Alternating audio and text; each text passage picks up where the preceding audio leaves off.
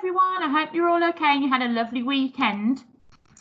So today is Monday again, and it's the second week of our information text unit.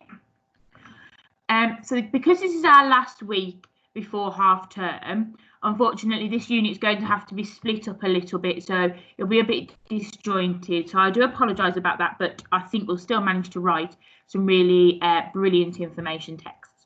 So we're going to play a bit of a game today, and it's called the sentence starter game.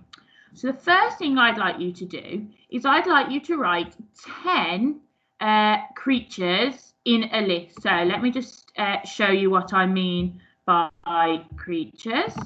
So this is my list here.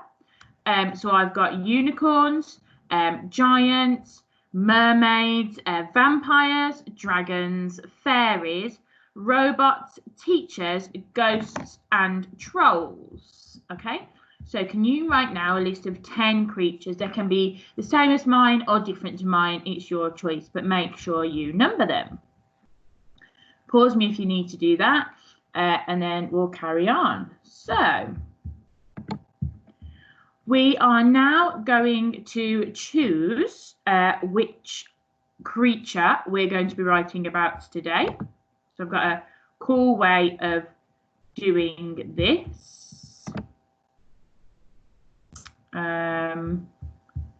Let me just find it.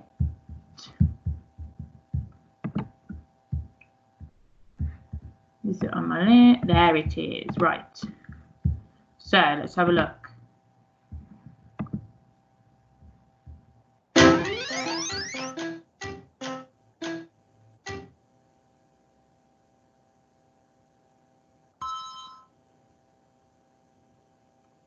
Okay, so that's number 7. So you need to pick whichever number 7 is on your list. So on my list, number 7 is it going to show up? Robots.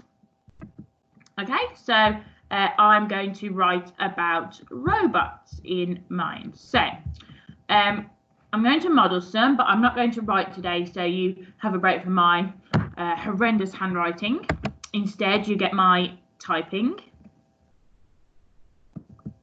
Also, if it works better for you to type on a computer, that's absolutely fine. It's always useful to practice typing sometimes. So the first sentence, well, let me explain a bit what we're going to do actually. So we're going to be writing some different facts about what we've chosen. So mine is a robot, and we're going to be writing some different facts about the robot using different sentence starters, because it is quite easy when we're writing facts to get into the habit of using the same sentence starter. Like it'd be really easy to say, the robot does this, and the robot lives here, and the robot looks like this. Or we might keep saying, in addition, in addition, in addition. So we're going to use lots of different sentence starters to help make our writing really creative.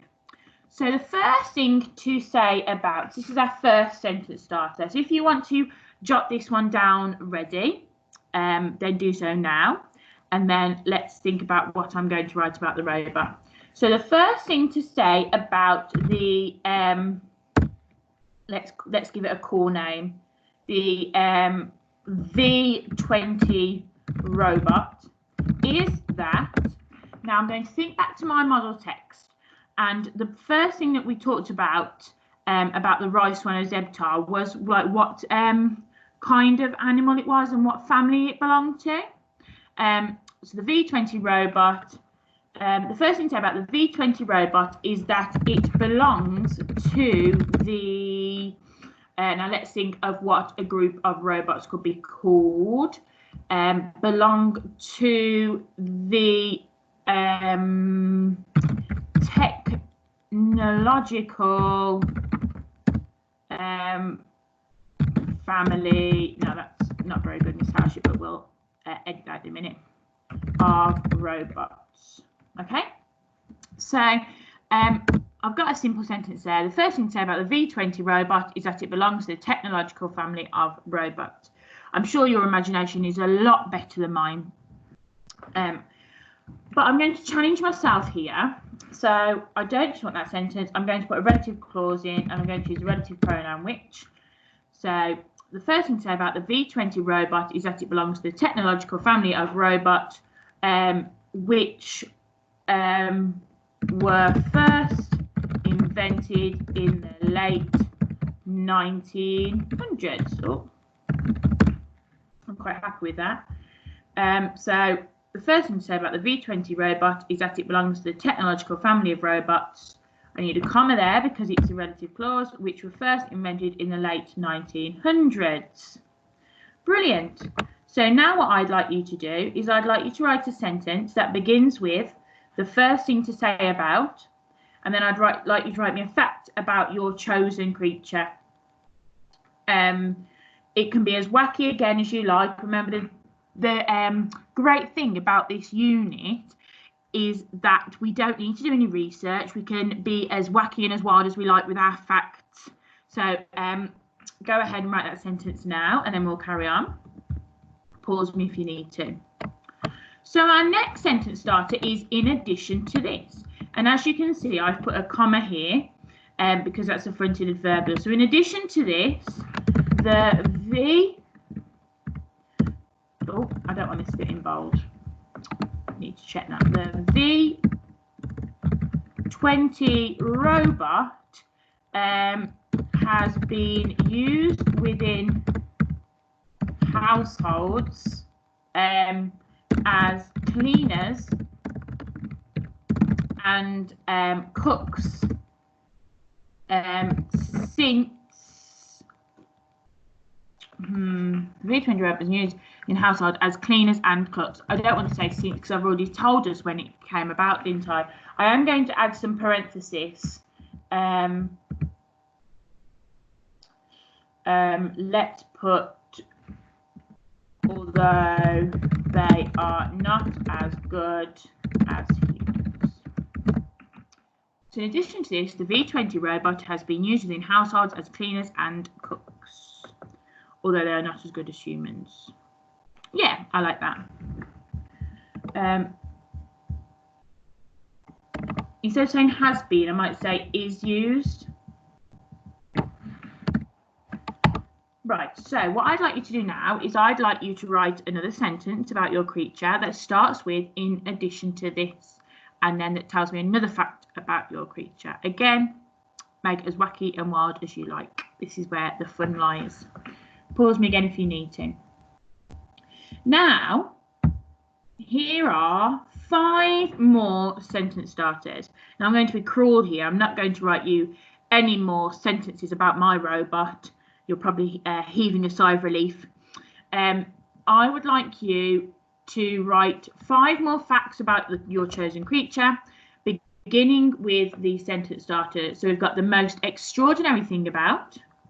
Carrying on. It is a little known fact that normally you may not know, but, and surprisingly. So you should have 7 sentences by the end of this. Again, take a picture and email it to us. So you might want to pause the screen as it is here. So you've got those sentence starters in front of you. And then when you've done that, we'll carry on. So I just want to talk to you about maybe some challenge. Let's add a challenge slide actually. So I'd like you to see if you can include at least 3 relative clauses. Include at least 3 lots of parentheses. Oh, Miss Howship can't spell. I would like every noun to be accompanied by an adjective. And I think that's it. I think that's all the challenge I'll give you today. So I hope you find that useful. You might want to underline the sentence starter in your sentence, the ones that I gave you. So then when we come back to do some more sentence writing later on for our own information text, you've got them and they're really clear. I just want to set this time as well to say that we're really, really pleased with the work that you've been sending in. We've had some great work sent to us via the email from Flint, Caden, Evie, Amaya, Ethan Taylor, Romario, I know Maya Hussein has sent us some work. And we've also had some great work posted on blogs by Isa, by Zoya, by Syme. So well done to everybody who's been sending in their literacy work. Well done to those children as well who have been doing the literacy work, but not quite, it hasn't quite reached us yet. Sorry if I've missed anyone out, but I just wanted to name those children because we are really impressed with them, and we're impressed with all of you, because it's such a difficult time that we're in, and it's so uncertain, but you're still managing to do the best that you can and to really push yourselves.